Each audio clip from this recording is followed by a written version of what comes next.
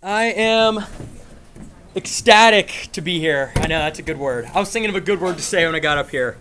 And I was close to saying that I was stoked, but I didn't want to sound too much like a skater. Sorry, Alan. No disrespect. But I am so excited to be here on our first official message of our summer series, Young and Bold, where we're going to learn about setting example in so many different parts of our life. And I think it's going to be awesome. I really, really do. But I think I know pretty much everybody in this room. But if I don't, my name is Carter. I am a just graduated 12th grader going to UGA next year. Got some dogs. Where's Braden? Got Clay back there. I know that. It's going to be so much fun. I'm so excited for that. But before I get into anything, I want to let you guys know a little bit about myself. So there are two big things about myself that I would say that I've always liked. And I'm separated into two different rows. Top row, the video game section. Some of you may know that. I've been a video game fan, especially when I was younger, like big time. And then I split it into the row on the bottom of sports. Some of these are the three biggest games that have impacted me. Number one, who knows Minecraft? Everyone's got to know, have at least heard of it. I'm looking at these guys back here. These are the guys I'm looking at for Minecraft back here. I mean, I loved Minecraft when I was younger. It was so fun. Next is the most impactful game of my life, Super Mario Bros. If you knew me as a kid, you probably knew I was wearing the Mario hat with the big M. I was wearing the overalls for Halloween. I mean, I was into Mario, like no joke, into Mario. I played every game on the Wii, Mario Kart, run it up on the steering wheel. That was so fun. Oh yeah, Guy. That's how it's done. He knows. But I mean, the DS, I mean, you name it. I played every Mario game over the span of like 5 years. It was insane. Lastly, the game that defined my middle school career, Fortnite. One of the most rage-inducing games I've ever played in my life. But it was fun at the time. I don't even know, does anyone even play that anymore? Does anyone? They do? Those are my guys back there. They know what's up. But enough with the video game section. Let's talk about some sports here. If you ask anybody, well, most people in this room, what's one thing that Carter really likes? What will they say? Sports. That's how they do it. Sports ball. Where's Ben at? Someone said that. First off, we're going to talk about the Green Bay Packers. And some of you may know what happened with number 12 this year. My favorite athlete of all time, Aaron Rodgers, he's gone. He's dead to me now. Not really. But he left the Green Bay Packers and is now a New York Jet. And it is tragic for me and Packers fans everywhere. That's why I put a frowny face at the bottom, just so you all know. I'm in mourning phase, so don't talk too much about it right now. Give me a couple months to get over it, and we'll get there. Next, probably the team I've liked the most in my entire life. Like if I just look at the team I've liked for the longest and I've been most invested in, probably Kentucky basketball. I know I've got some Kentucky fans back there, Ma and Pa. Yeah, Darren, my parents. I mean, we know what's up, even though it is the biggest love-hate relationship. You can ask my dad. Me and him share a similar anger with the sport of Kentucky basketball, the beauty and the art of Kentucky basketball. Very disappointing. Love the players. Very disappointing. Lastly, the team that is in the NBA Finals right now, the Miami Heat. I'm very proud of them, even though they're about to lose in the NBA Finals. It's about to be over. But no one expected him to make it this far. Probably my favorite NBA player right now, Jimmy Butler. But enough with just explaining what I like. Now, if you took the top row and the bottom row and you mix them, you know what you get. The beautiful hormone-filled teenage rage of all these boys. I mean, look at this. Sports video games. We've got, how many teenage guys in here have played some of these games? Or girls. I don't know if it's a very common thing with girls. Maybe it is. I don't know. But these games have caused me the most anger I've felt in my entire life. And my parents can attest. My sister can attest. My friends I played with can attest. FIFA, the soccer game, or football. Sorry, I don't want to offend anybody. Madden, which is the American football game. And then NBA 2K, from one of my favorite sports, basketball. I would talk about all these. I have stories from all of them. But the one that I'm going to focus on today, I've said some bad things about. Madden, NFL, whatever, 2019. There's a new one every year. It's like a scam at this point. Like they just get you to buy a brand new one every single year. But Madden has caused me so much anger in my life. You do not understand. Over the dumbest, playing against like computer players, like it's really not that like deep. It's not that deep, as some would say, but it really is not. Just to tell you what I'm going to look like, this is what I looked like when this story took place. Okay? You can laugh if you like. I get it. Every middle school, every guy goes through a phase where they look really stiff and like they smile like, I still smile like kind of weird, to be honest. But, I mean, look at the necklace. I don't know what was really going on then. I mean, I'm sitting like this in this picture. I'm sitting like this. And then this one, I don't even really know what's going on. I mean, it's like it's kind of a wide neck. I tried to show off the chest hair that wasn't there. I still don't have. But at this time, probably 7th or 8th grade, very awkward phase for most guys. We can probably agree. But it was one fateful night. Probably very late on a Saturday or very early on a Sunday. And you know things that happen at those times are never good. I mean, let's be real here. You know that when I tell you that this story takes place in the middle of the night, it's not going to be good. So, one night I was playing the dreaded Madden football. It was, I remember it so vividly too. I was in the Super Bowl. I was the Green Bay Packers. I was in the Super Bowl. No need to applause. It's impressive, I know. I made the Super Bowl in Madden. I was playing against the Dallas Cowboys. Wait, no, that's not even who was it? I wasn't playing the Cowboys because they're in the NFC. I was playing someone. Sorry for getting all the cheers back there for the Cowboys. I don't think they were playing me. But I was playing against the computer. Not even a real person in the Super Bowl. And I remember into the Super Bowl, I was Aaron Rodgers. Step back, air one out, air deep pass, and it gets intercepted. I knew it wasn't good from the start. I threw a lot of interceptions in this game. But that was one. And the defensive player, takes it back for a touchdown for 6. And I was not happy. And you can probably guess where this is going if you know that I'm talking about setting example through speech. And I will tell you the exact line that I said. Well, I would. But I said, this game blank sucks. And I didn't just say it. I exclaimed it. Or I yelled it in my house in the middle of the night. And I remember sitting there, I was like, uh-oh, that was dumb. That was stupid. That was so dumb. And I was like, oh no, please tell me Dad didn't hear that. Please tell me Dad didn't hear that. And I hear the footsteps down the hall. I see the door creak open. I see his head poking. He's just like, turn the game off. Boom!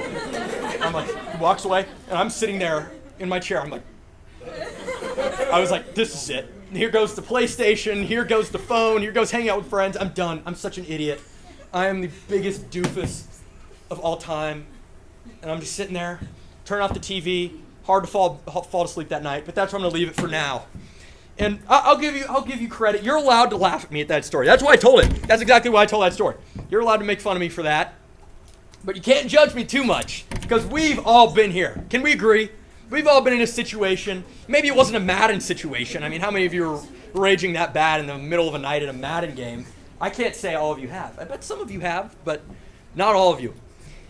And I mess up all the time. We mess up as Christians in the way that we talk. Like, why am I talking in such a dumb way through these emotions that I'm feeling over something that's so minuscule, like a Madden game, really? Like, I'm going to wake up next morning, I won't even remember that happened. But I just say something that's so dumb. And you think of just all the different kinds of bad words, not just like cursing, but like you think of gossip. You think of talking bad about people. You think of demeaning people, belittling people. Like, in the end, like, is it really worth it? Like, why are we doing this in the end? And the thing about doing stuff like this, you create so many regrets. I mean, I can think of so many different situations, including this last one, where I'm like, that was just so dumb. And that will never leave. That person that you told that you called him something, they're going to remember that. No matter how nice you are after that, they'll be like, this is the person that called me dumb. This is the person that called me ugly. Forever, they're going to remember that. And on the other end of it, you probably remember times where words have hurt you. You probably remember examples. If you really thought about it, you could probably remember at least one example of something someone has told you that still kind of stings. Like I remember things I was told in middle school that to this day, 5 years later, that still kind of sting. And you may be like, that just doesn't make sense. I bet you could think of one too. It's something that hurts so bad. And I feel like it proves that the effect of words are so strong. We don't realize that when we say stuff. We don't realize the effect that this can have on people. Most of us, if not all of us, have been crushed by words in our life. By saying stuff like, you're not good enough, you're not smart enough, you're not good looking enough, you're not tall enough, you're not, you can fill in the blank. There's a million things people say. And they really, really hurt. They are strong. This effect of words lingers. And you can't retract them. Like I said, these words, once they are said, they are out there. And what example is that setting for Christians? You're outwardly a Christian, and you're saying stuff like that to people?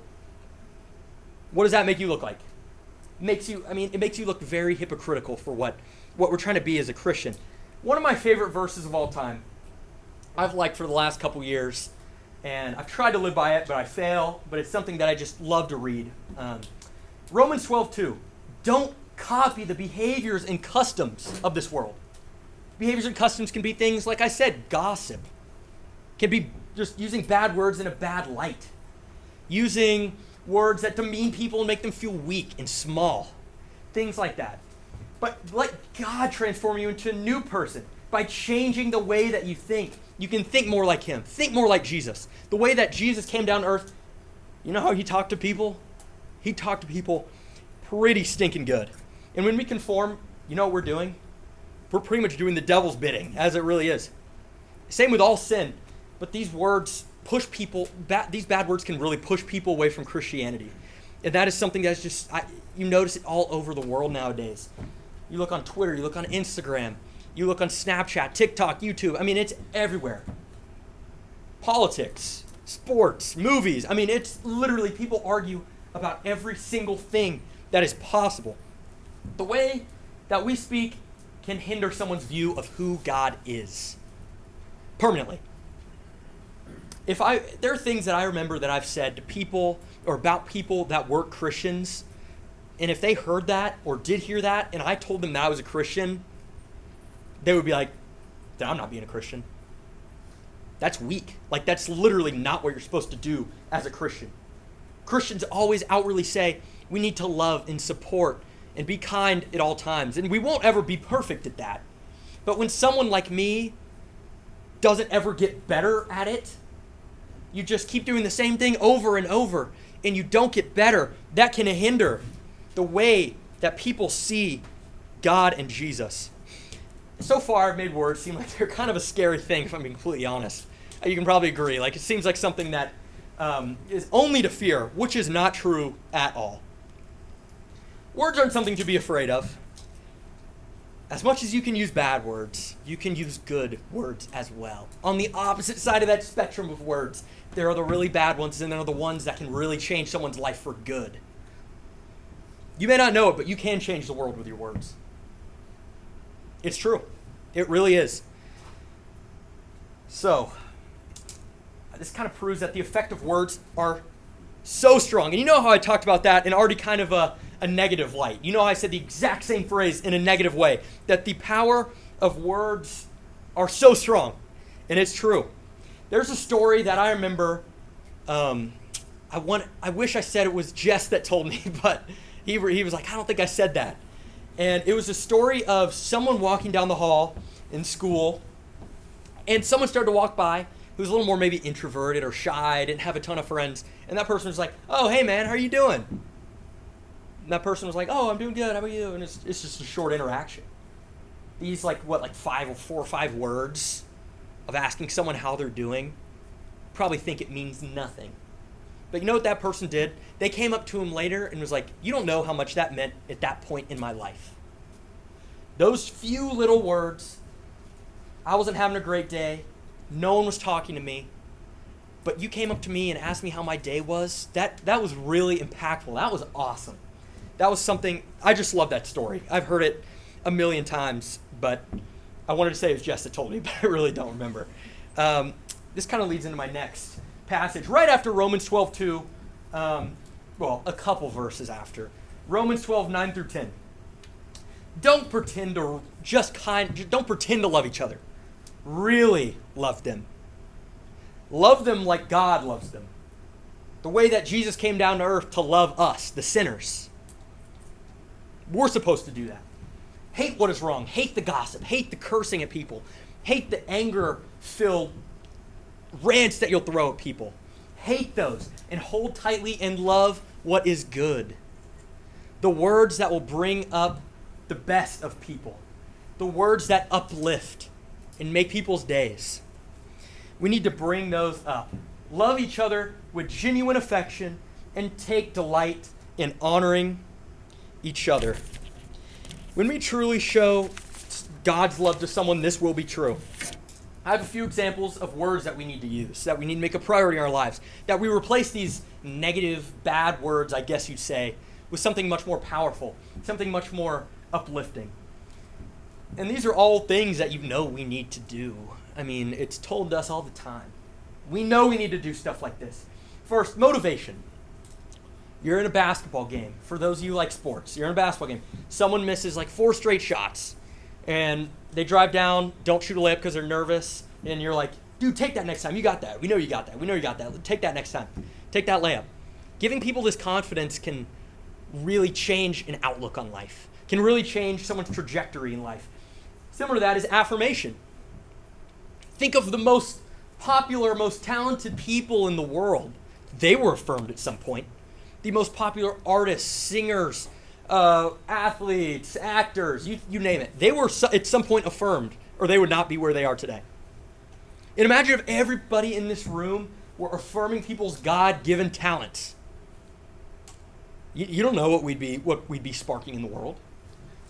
These God-given talents are something that sometimes people look down on in society, but we can't be letting that happen. We cannot be letting it happen. Affirming people for what they're good at is so important. Similar to the first two, compliments.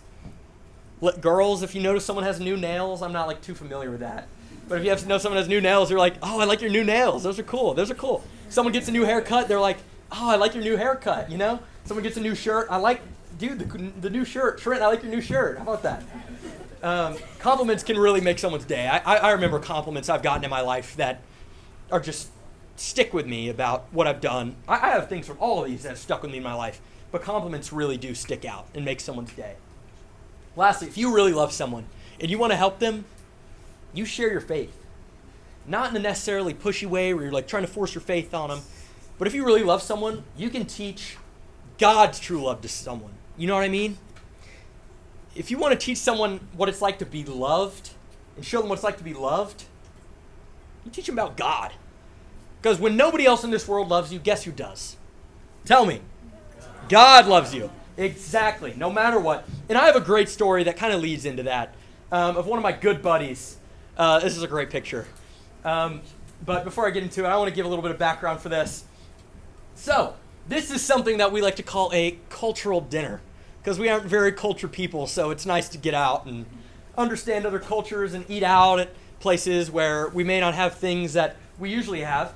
But for the first few guys that are in this group, me right there, Cameron Walker, where's that guy? I love that guy. Back there, love that guy. Josh Ballard, another small group member right there.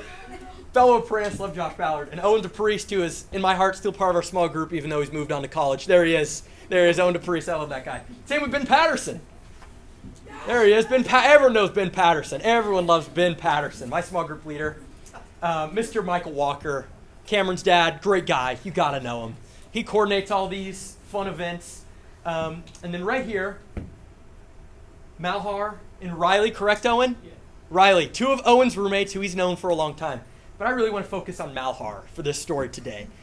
Owen's laughing. I've heard so many stories about Malhar. I've only met him once, but that dude he's comedy gold. He's an awesome guy from what I know.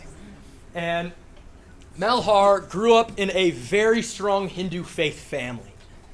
And he didn't think that was for him. So when he went off to college, he rejected the idea of Hinduism, the entire idea of faith. That was done. Religion, that was done. He was done. Owen didn't take that as an answer, though, to be completely honest. That dude is one of the most, I would say, stubborn in a good way. You know how stubborn has negative connotations, but he's stubborn in a good way. And Mr. Michael really started to invest in Malhar through these dinners where we'd go to different restaurants. They went to a Peru restaurant, right, Ben? Peru. What was the other one?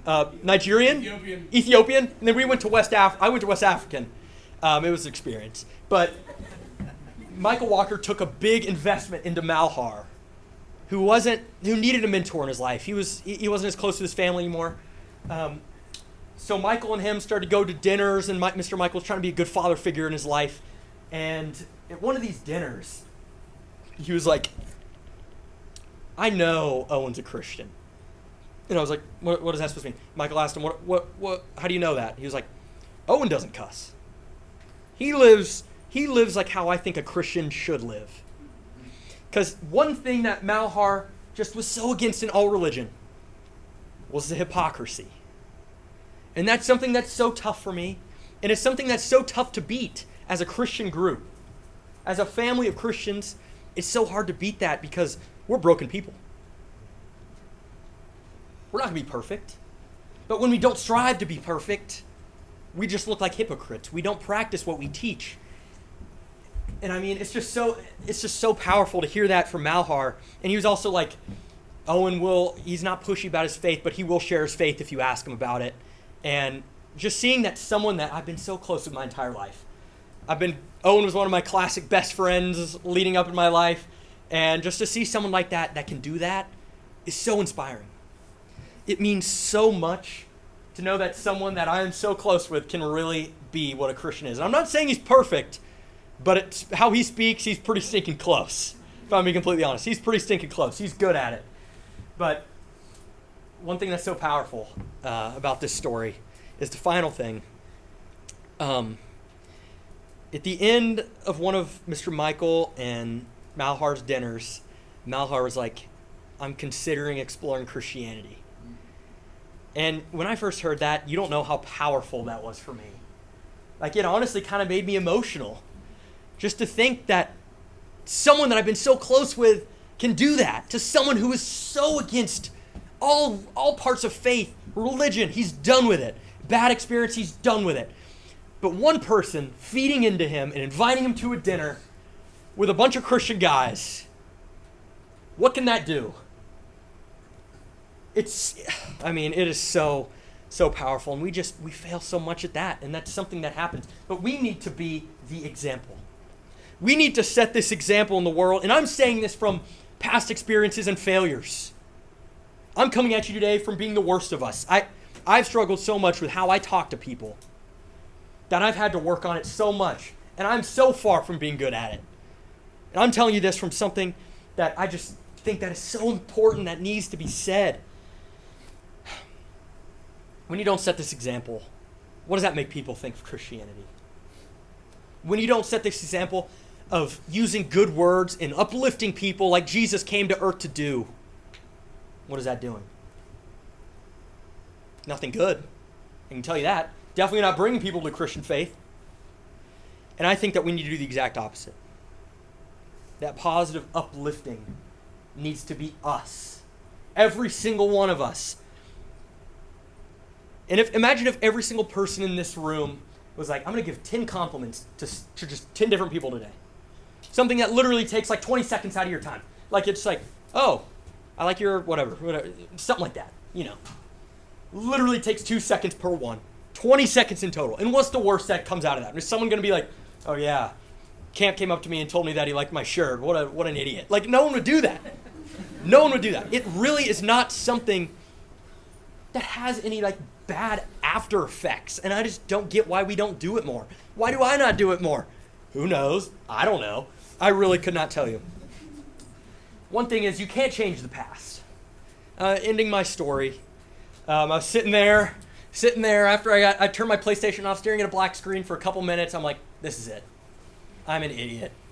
I lost my PlayStation privileges, my phone privileges. I'm grounded. I wake up the next morning, walk downstairs. I'm like, when am I going to see Dad? When am I going to see Dad? Walk downstairs. He's like, oh, you're right with me to church this morning. I was like, oh no. This is it. This is where it goes down. So I was mentally preparing, get in the car, start driving for a little bit, don't talk about it. Then he was just like, I'm not mad at you. I'm not mad at you. I'm not going to ground you. Use this as a teaching moment. You just have to be better. Be smarter about your words. And that's what God does. That's what God does for us. We've said things in our past that cannot be changed. But you know what we can change? The things that we do say in the future. We can learn from the things that we said before, and we can improve. Go the exact 180 of what we've done.